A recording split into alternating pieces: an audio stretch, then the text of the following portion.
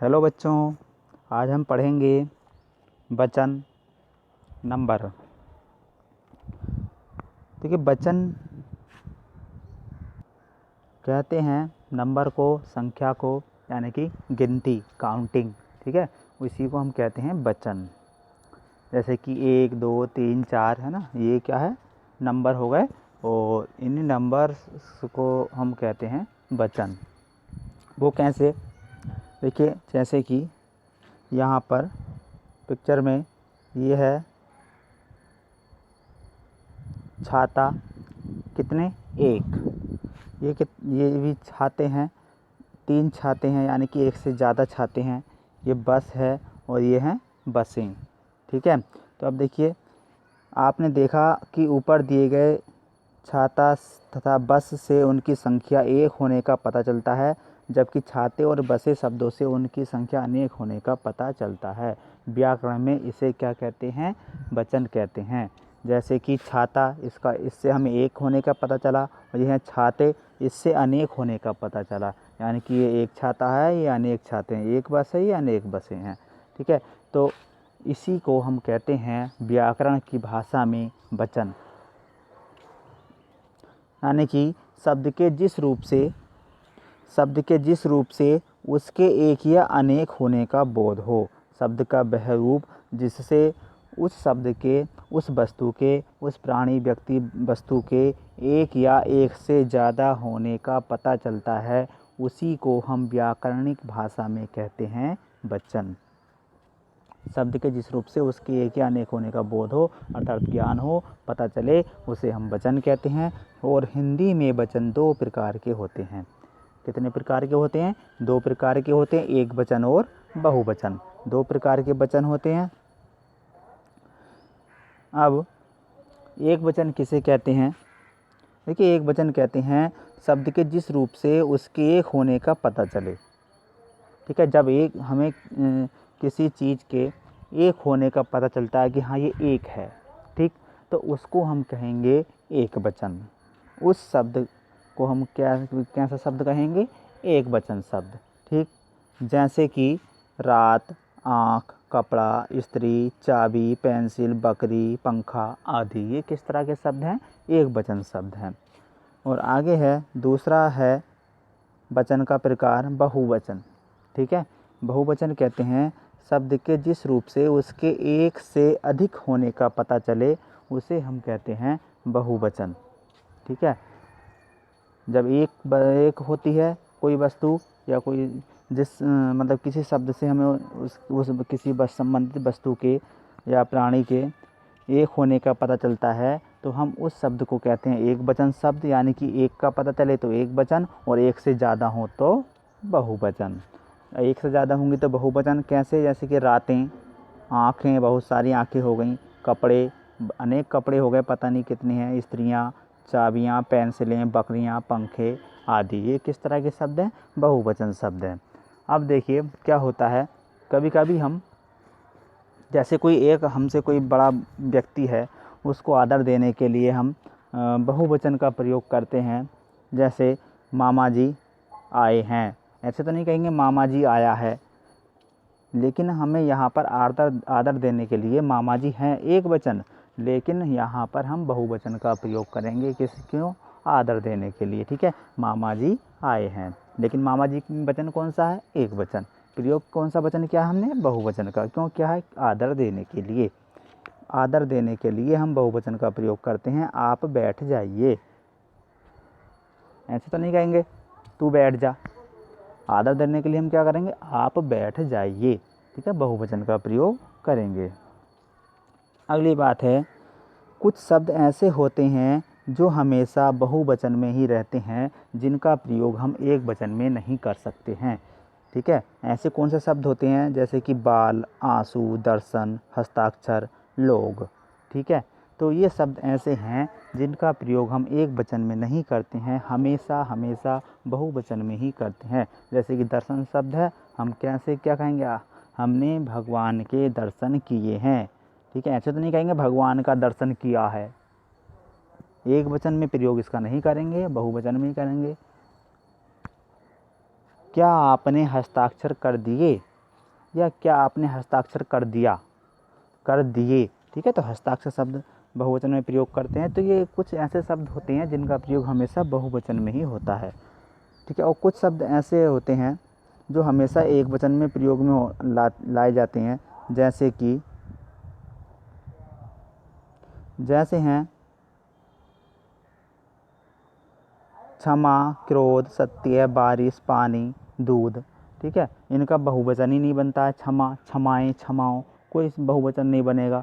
ये कुछ शब्द कुछ ऐसे हैं जिनका बहुवचन नहीं होता है। ऐसे बारिश, बारिशों नहीं कर सकते, बारिश ही प्रयोग करेंगे। पानी, पानियों, पानी का बहुवचन नहीं बनता। ठीक है, कुछ शब्द ऐसे होते हैं जो हमेशा एक वचन में प्रयोग होते हैं। और जो संबंध बताने वाले शब्द होते हैं वो भी हमेशा एक वचन ही होते हैं, जैसे कि दादा, मामी, चाचा, मामा, नाना। ये इस तरह के जो शब्द होते हैं संबंध बताने वाले, रिश्ते नाते वाले शब्द जो होते हैं, ये भी हमेशा एक वचन ही होते हैं। ठीक, वचन परिवर्तन। एक वचन से बहुवचन बनाने के लिए हम क्या करते हैं? एक वचन शब्दों को बहुवचन बनाने के लिए हम क्या करेंगे? जैसे कि है पंखा। ठीक है, जो पुल्लिंग शब्द होते हैं उसमें हम एक ही मात्रा लगा देते हैं। ठीक है, जो पुल्लिंग शब्द होते हैं उनका बहुवचन बनाने के लिए एक ही मात्रा लगा देते हैं। ठीक, हमने स्त्रीलिंग पुल्लिंग पहले पढ़ लिया, पहले पाठ में, ये तो हमें पता चल गया कौन से शब्द पुल्लिंग होते हैं, कौन से स्त्रीलिंग होते हैं। ठीक है, और जो पुल्लिंग शब्द होते हैं उनका बहुवचन बनाने के लिए हम क्या करते हैं? एक ही मात्रा। जैसे पंखा पुल्लिंग है, इसमें बहुवचन बनाने के लिए क्या करेंगे? एक ही मात्रा लगा देंगे। ठीक है, जो आ है बाद में उसको हटा देंगे और एक ही मात्रा लगा देंगे। और कुत्ता, इस पर एक ही मात्रा लगा देंगे। बकरा हटा के एक ही मात्रा लगा देंगे। ठीक, मतलब जो शब्द जो ऐसे पुल्लिंग शब्द जिनके बाद में आ हो। ठीक है, तो हम आ को हटा देंगे और आ की जगह एक ही मात्रा लगा देंगे। अब स्त्रीलिंग शब्द जिसमें छोटी या बड़ी हो। ठीक है, तो हम उसमें क्या करते हैं? जैसे तिथि है, इसमें छोटी है तो क्या करेंगे?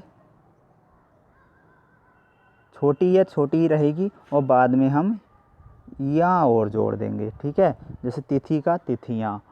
टोपी, इसमें बड़ी है, टोपी में बड़ी है तो बड़ी, एक बात याद रखना, जब हम बहुवचन बनाते हैं और लास्ट में बड़ी हो तो बहुवचन में हमेशा हम छोटी ही लगाएंगे। बहुवचन में कभी भी बड़ी का प्रयोग लास्ट में नहीं करते हैं। ठीक है, तो तिथि, तो तिथि का हो जाएगा तिथियाँ, टोपी का टोपियाँ। तो यहाँ पर बड़ी है लेकिन टोपियाँ में छोटी की मात्रा ही लगेगी। खिड़की में बड़ी की मात्रा लास्ट में, लेकिन बहुवचन बनाएंगे तो बड़ी की जगह छोटी की मात्रा हो जाएगी और यहाँ जोड़ देंगे तो हो जाएगा खिड़कियाँ। मक्खी का मक्खियाँ, घड़ी का घड़ियाँ, मिठाई का मिठाइयाँ।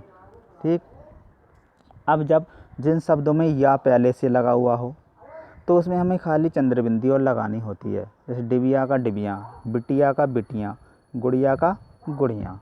ठीक है, और जिन स्त्रीलिंग शब्दों के बाद में ए हो। ठीक है, तो ए के स्थान पर हम एक मात्रा एक ही लगाएंगे और बिंदी लगा देंगे। ठीक है, रात का रातें, भैंस का भैंसें, फसल का फसलें। ठीक है, ये हो गए ए वाले शब्द। अब है यदि आ हो लास्ट में तो हम क्या करेंगे? तो बाद में हम जोड़ेंगे ए। ठीक है, अगर ए होता है तो हम एक मात्रा लगा के ये करते हैं, बिंदी लगा देते हैं, यानी कि ये। और आ है तो चंद्र बिंदी लगाएंगे।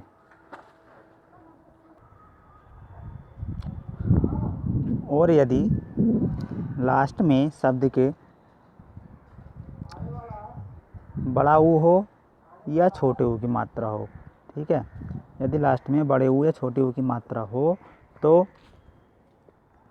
हम जो मात्रा यदि बड़े ऊ की है तो भी हम छोटे ऊ की मात्रा ही लगाएंगे। छोटे ऊ की है तो छोटे ऊ की रहेगी और बड़े ऊ की मात्रा है तो उसकी छोटी ऊ की हो जाएगी। जैसे कि हमने बड़ी की मात्रा की जगह पर छोटे की मात्रा कर दी थी पहले। ठीक है, इसी तरह से यदि बड़े ऊ की मात्रा है तो भी हम छोटे ऊ की मात्रा ही लगाएंगे और इसके बाद में हम क्या जोड़ देंगे? ए। ठीक है, जैसे तराजू, बड़े ऊ की मात्रा तो यहाँ पर छोटे ऊ की मात्रा कर दी और ए जोड़ दिया।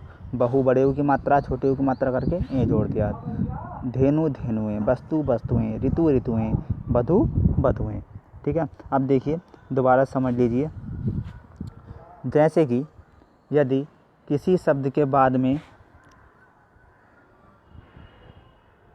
छोटी की मात्रा है या बड़ी की मात्रा है। ठीक है, तो ऐसे शब्दों में हम बाद में बड़ी की मात्रा की जगह छोटी की मात्रा कर देंगे, और छोटी ई की है तो छोटी की मात्रा ही रहेगी। जैसे कि ये तिथि, ठीक है, ये ध्यान देना, तिथि शब्द है तो तिथि में छोटी की मात्रा है, छोटी की मात्रा है तिथि में, तो छोटी की मात्रा ही रहेगी, और बाद में हम या और जोड़ देंगे, ठीक है। जैसे ये खिड़की, खिड़की है तो इसमें जो बड़ी की मात्रा दी है तो बड़ी की मात्रा तो हम हटा देंगे, ठीक है, बड़ी की मात्रा हम हटा देंगे और इसकी जगह छोटी की मात्रा लगा करके यहाँ लिख देंगे खिड़कियाँ, ठीक है। तो ये तो होगी बड़ी की मात्रा। और यदि बड़ा ऊ या छोटा ऊ हो तो बड़ा ऊ या छोटा ऊ होगा तो हम क्या करेंगे, जैसे कि ये तराजू, तो तराजू है तो हम क्या करेंगे, तराजू पर ये बड़े ऊ की जगह हम छोटा ऊ लगाएंगे और ए जोड़ देंगे, ठीक है। धेनु है, धेनु, ठीक है, छोटे ऊ की मात्रा है तो हमें छोटे ऊ की मात्रा की जगह छोटे ऊ की मात्रा ही रहने देंगे, हटाकर दूसरी मात्रा नहीं करेंगे और बाद में ए जोड़ देंगे। ये हो गई बड़ी की मात्रा, छोटी की मात्रा, छोटा और बड़े ऊ की बात, ठीक है। और यदि बाद में ए या आ हो, ए हो बाद में या आ हो, ठीक है, तो हम क्या करेंगे, जैसे देखिए रात शब्द है, रात, इसमें लास्ट का वर्ण क्या है, जो व्यंजन, यदि अंत में व्यंजन दिया हो तय है तो व्यंजन के साथ में हमेशा हमेशा यदि कोई मात्रा नहीं है तो ए लगा रहता है, तय हम बोलते हैं ना, ए बाद में ए की आवाज़ आ रही है तो तय में ए है, तो इसमें ए है तो हम क्या करेंगे, एक ये वाला ए जोड़ देंगे, ठीक है, यानी कि हम ए की मात्रा लगा करके बिंदी लगा देंगे। और यदि ए आ है बाद में, और यदि बाद में आ है जैसे माता, जैसे माता, ठीक है, तो हम इसमें ए जोड़ देंगे, ठीक है। ये हो गए हमारे बहुवचन बनाने के तरीके।